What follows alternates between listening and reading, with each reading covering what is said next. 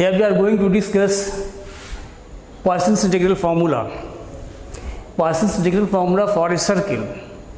Statement of the theorem is, let fz be analytic in the region mod z less than rho, and let z equal to r ei theta be any point of this region.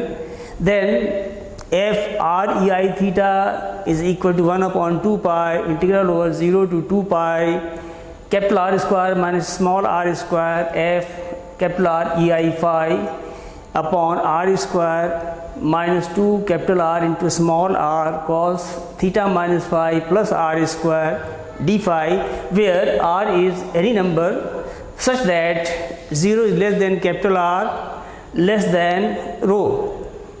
Proof. Let C denote the circle mod z equal to R. This is the circle mod z equal to R having radius R, such that small r is less than capital R is less than rho. So these are the limitations: small r, capital R, rho. Rho is the radius of the outer circle, outer region. Capital R is the radius of the circle C. Small r, this gives the distance of z in the region C, in the circle C. So let's see denote the circle mod z equal to R such that small r is less than capital R less than rho, as z is equal to r ei theta is any point of the region mod z less than rho, where r is less than capital R is less than rho. Hence, by Cauchy integral formula, we have fz equal to 1 upon 2 pi I integral over C fw upon w minus z dw, where w is any complex number. Suppose number 1, we have applied Cauchy integral formula for z. So we can write fz equal to 1 upon 2 pi I integral over C fw upon w minus z dw. Number 1, the inverse of the point z, we want to find the inverse image of this complex number z. The inverse of the point z with respect to the circle C is r square upon z bar and lies outside the circle C, because r square, which is equal to mod of z square, and mod of z square can be written as equal to z into z bar. So from here we get z equal to r square upon z bar. This gives the inverse image of z, and this will obviously lie outside the region C, because the image is always in the opposite direction. So the function fw upon w minus r square upon z bar is analytic on C, on and within C. It is analytic on C and within C. Therefore, by Cauchy-Gosset theorem, if C is a closed region, then integral of the function fz over C will be 0. So in this case, integral over C fw upon w minus r square by z bar dw is equal to 0, because this is an analytic function.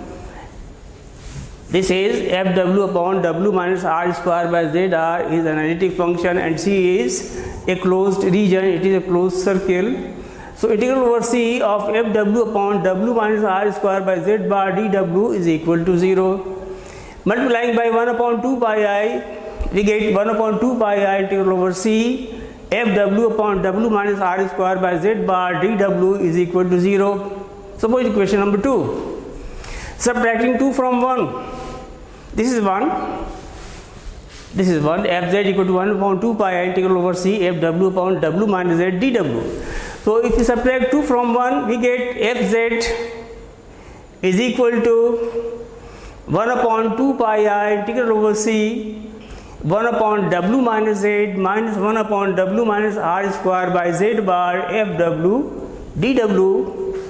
On simplification, we get 1 upon 2 pi I integral over C w minus r square upon z bar minus w minus plus z, and in the denominator this is the LCM w minus z into w minus z r square by z bar fw dw.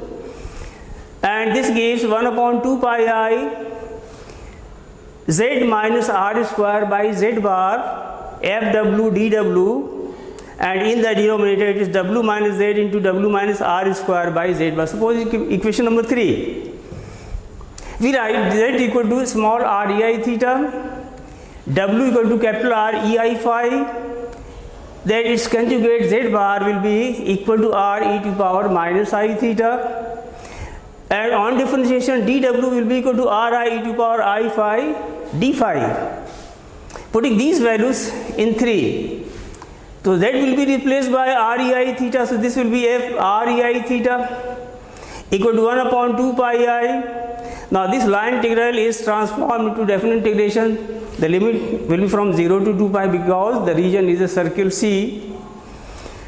R e I theta, that is z, r e I theta minus capital R square upon z bar, that is r e minus I theta, fw and w is r e I phi, dw is r I e I phi d phi, in the denominator w is r e I phi and z is r e I theta, so it is r e I phi minus r e I theta.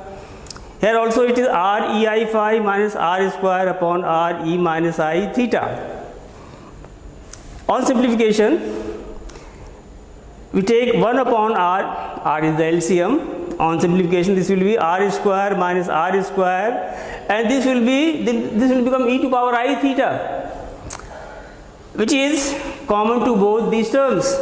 So finally 1 upon r square minus r square e I theta into f r e I phi r I e I phi d phi.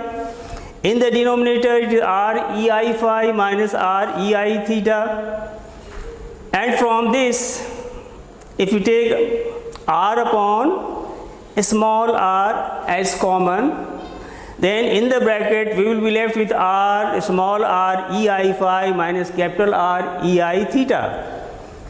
So this is equal to 1 upon 2 pi integral 0 to 2 pi r square minus r square e I theta f r e I phi d phi. In the denominator it is r e I phi minus r e I theta.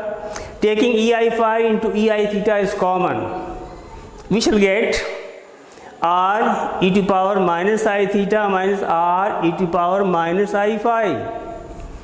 Taking out minus common from these two factors, so it is equal to 1 upon 2 pi integral 0 to 2 pi minus times it will be r square minus r square f r e I phi d phi, and in the denominator this remains as it is r e I phi minus r e I theta, and this will become r e minus I phi minus r e minus I theta. These minus signs cancel out, and this is equal to 1 upon 2 pi r square minus r square f r e I phi d phi, and in the denominator on multiplication this will be r square e to power I phi into e to power minus I phi, that will be 1. So it is only r square minus, if you take out minus outside the bracket r into r, it will be multiplied by e to the power r into r minus r into r. This will be I times theta minus phi, and from here it will be minus I times theta minus phi, and this becomes 2 cos theta minus phi. So it is finally 1 upon 2 pi I integral 0 to 2 pi r square minus r square f r e I phi upon r square minus 2r into r cos theta minus phi plus r square d phi, also d phi.